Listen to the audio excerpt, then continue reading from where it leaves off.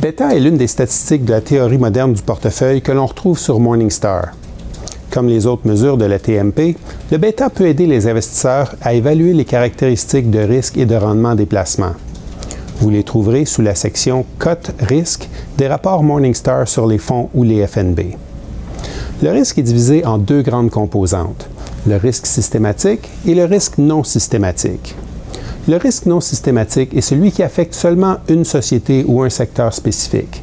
Par exemple, l'incapacité d'obtenir l'approbation gouvernementale pour un nouveau médicament causerait du tort à la rentabilité d'une compagnie pharmaceutique et au prix de son action, mais n'aurait pas nécessairement d'impact sur la valeur boursière d'autres compagnies pharmaceutiques.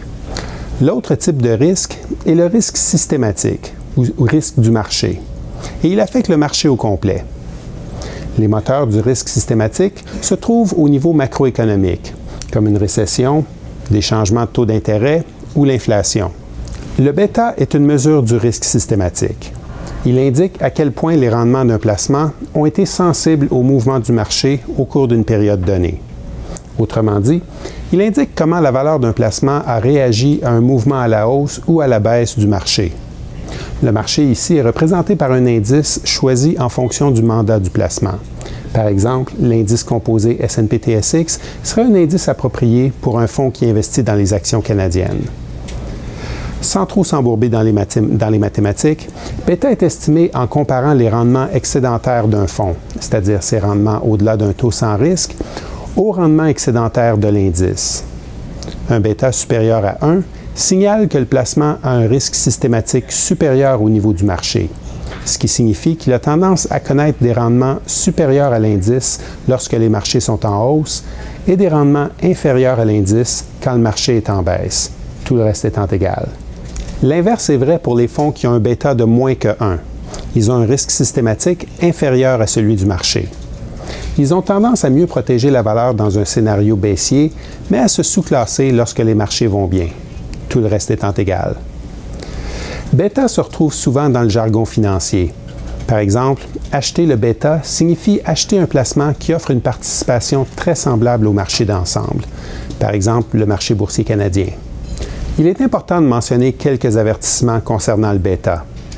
Premièrement, la valeur du bêta d'un placement est utile seulement s'il est calculé en fonction d'un indice pertinent. Bien sûr, on n'utiliserait pas un indice obligataire pour calculer le bêta d'un fonds d'action. Mais certains fonds, par exemple les fonds obligataires qui ont un mandat sans contrainte, n'ont pas vraiment d'indice évident. On peut évaluer la pertinence de l'indice utilisé pour calculer le bêta à l'aide d'une autre statistique TMP, le R carré. Deuxièmement, le bêta présume qu'à l'avenir, la sensibilité d'un fonds aux hausses du marché sera égale à sa sensibilité aux baisses du marché. Toutefois, une telle symétrie entre le potentiel de hausse et de baisse d'un placement ne se voit jamais dans la réalité. Il est aussi important de se rappeler de ce que le bêta n'est pas.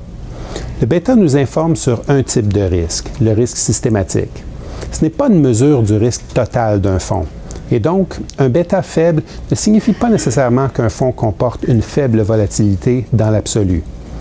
La meilleure mesure de la volatilité absolue d'un placement est l'écart type.